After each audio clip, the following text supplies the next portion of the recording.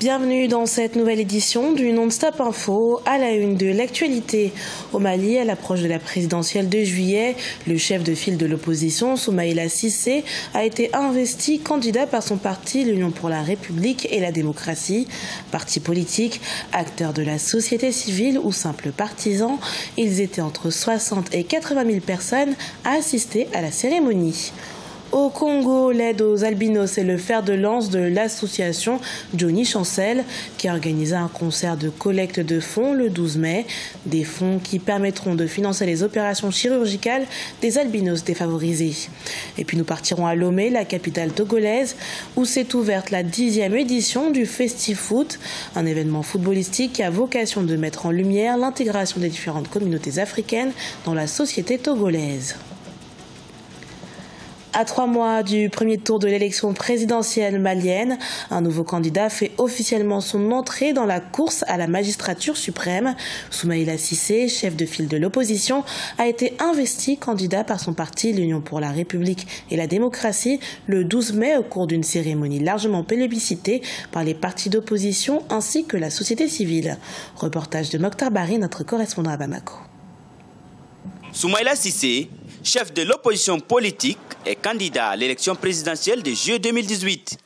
Soutenu par son parti l'URD, l'Union pour la République et la démocratie, mais aussi par une plateforme dénommée Ensemble Restaurant l'Espoir, Soumaïla Cissé a lancé un appel au changement et à l'alternance pour, dit-il, sauver le Mali, qui est au bord du chaos.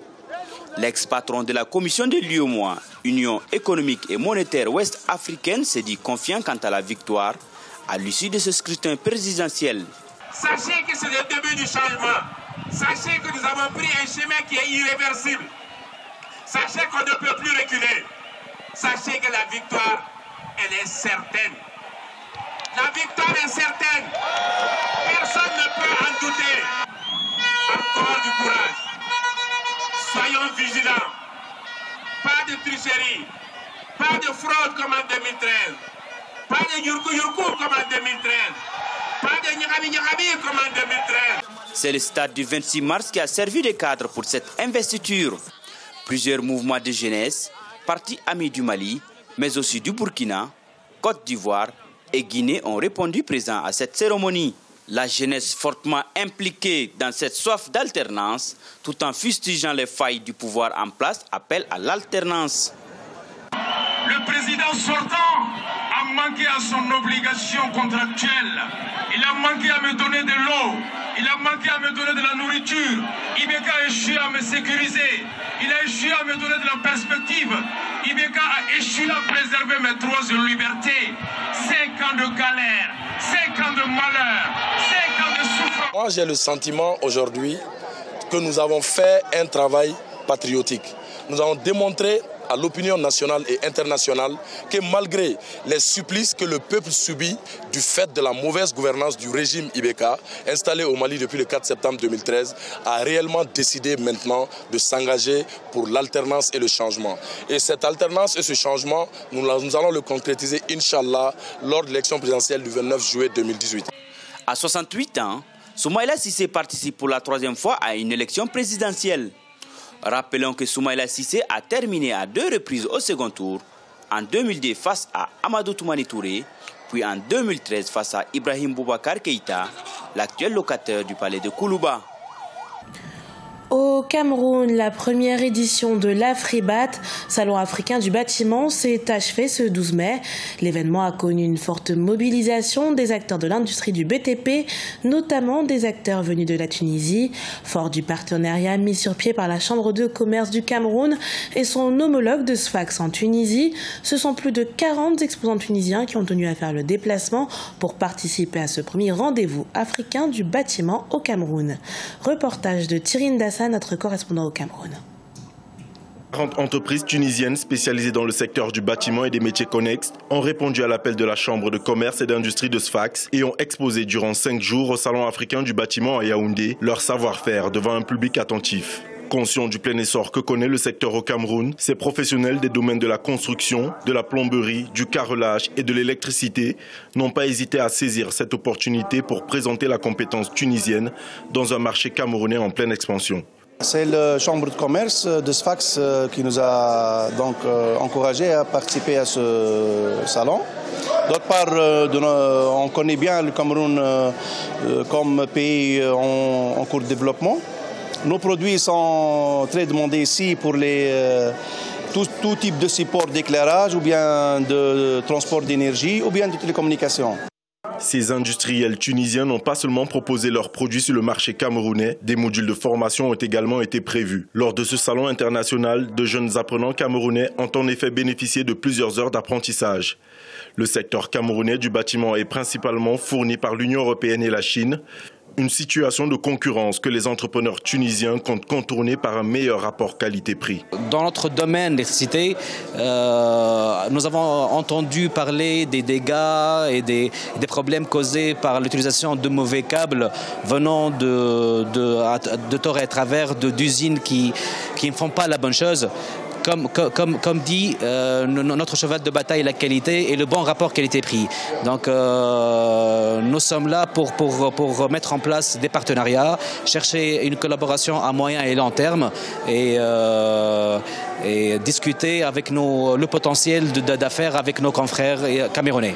À en croire de l'économie, les échanges entre le Cameroun et la Tunisie sont progressifs de 50% tous les 5 ans. Entre 2010 et 2015, ces échanges sont passés de 10 à 15 milliards de francs CFA.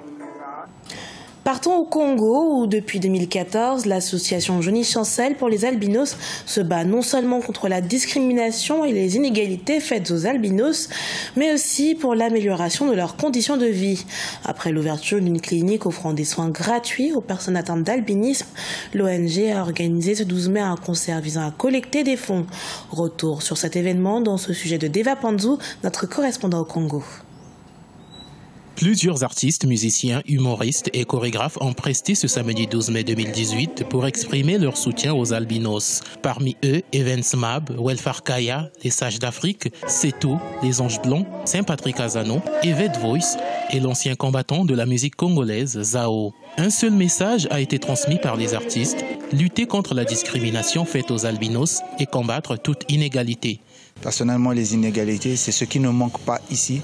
Nous les voyons un peu partout et nous remarquons que de nos jours, beaucoup d'albinos sont un peu marginalisés, surtout dans le monde du travail, dans le monde professionnel, dans le monde social. Je suis là ce soir pour essayer, oui, par ma présence, de contribuer à la lutte pour justement la considération des albinos en tant qu'êtres humains, ils le sont, pas moins que nous, pour qu'on comprenne que les idées reçues autour des albinos ne sont pas toujours de bonnes idées. La situation des albinos au Congo demeure précaire. Le concert organisé par l'ONG Johnny Chancel pour les albinos consiste à collecter des fonds en faveur de l'association et financer le séjour des médecins étrangers qui traiteront ceux des albinos dont les moyens limités ne permettent pas de prendre en charge leur évacuation médicale. Ce concert de collecte de fonds, c'est pour pouvoir soigner des albinos atteints de cancer de peau, car depuis 7 ans, nous œuvrons comme ça, nous faisons des évacuations des albinos vers l'étranger et ça nous coûte énormément cher.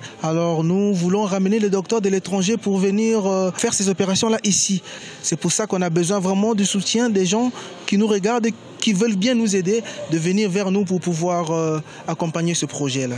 L'association Johnny Chancel pour les albinos a été créée en 2014 dans le but d'améliorer les conditions de vie des albinos et de contribuer à leur insertion sociale. Depuis le 21 avril 2018, l'association a inauguré sa clinique, parmi les premières en Afrique centrale, au sein de laquelle les albinos sont traités gratuitement. Dans l'actualité sportive, la 10e édition du tournoi de l'intégration FestiFoot s'est ouverte 12 mai à Lomé, capitale togolaise. Favoriser une coopération entre les communautés étrangères et le peuple togolais, démontrer l'intégration des étrangers vivant au Togo. Voici entre autres les objectifs poursuivis par les organisateurs de l'événement, avec comme match d'ouverture Ghana-Cameroun, durant lequel les Black Stars du Ghana ont arraché la victoire à la sélection camerounaise 2-1. Retour sur cette rencontre sportive dans ce sujet d'Emefa Kofi, notre correspondante au Togo. Ghana-Cameroun, c'est l'affiche du match comptant pour l'ouverture de la 10e édition du tournoi de l'intégration FestiFoot, regroupant 10 pays africains et la Russie. Les équipes participantes sont les communautés africaines résidant au Togo.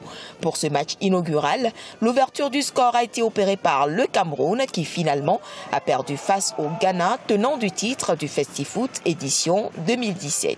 Nous avons eu un niveau de jeu surprenant. Et j'ai échangé en cela avec le président de la fédération parce que nous ne savons pas où est-ce que ces équipes s'entraînent, ni comment elles s'entraînent, mais vu la qualité du jeu, eh bien, ça mérite d'être recherché et voir comment ils font. Dans la première partie du jeu, le Cameroun a ouvert le score à la 30e minute. Il reste inchangé jusqu'à la pause. Du retour des vestiaires, le Ghana se ressaisit en égalisant sur un penalty. Sur une contre-attaque, le Ghana marque le deuxième but. 2-1, c'est le score au terme du jeu. Nous avons par exemple invité deux grands noms du football africain. En l'occurrence, l'ambassadeur Roger Mila, qui sera là, et l'icône du football togolais, Cheya Debayor, qui seront là le 9 juin pour la finale de FestiFoot de l'intégration. Et dans le cadre, toujours dans la mêlée, nous avons aussi décidé de faire un don, une remise de dons, dans un village pas très loin d'ici, à Agou, qui seront faits. Ce don sera fait par les deux personnalités que j'ai citées. Nous serons bien sûr avec le ministre des Sports. La cohésion, la fraternité, la convivialité, c'est ça que nous recherchons. Le tournoi qui se déroule en phase aller et retour va durer plusieurs semaines. La finale est prévue le 9 juin 2018. Le tournoi de l'intégration FestiFoot se veut unificateur des peuples africains. Comme pays participants, on note le Tchad, le Niger, le Nigeria, le Libéria, le Sénégal, le Gabon, la Guinée équatoriale et le Togo, pays hôte. Le vainqueur partira avec ce trophée et 1 million de francs CFA. Ce journal a été préparé par l'ensemble de la rédaction. Merci pour votre fidélité. Dans un instant, une nouvelle édition de l'actualité sur Africa 24.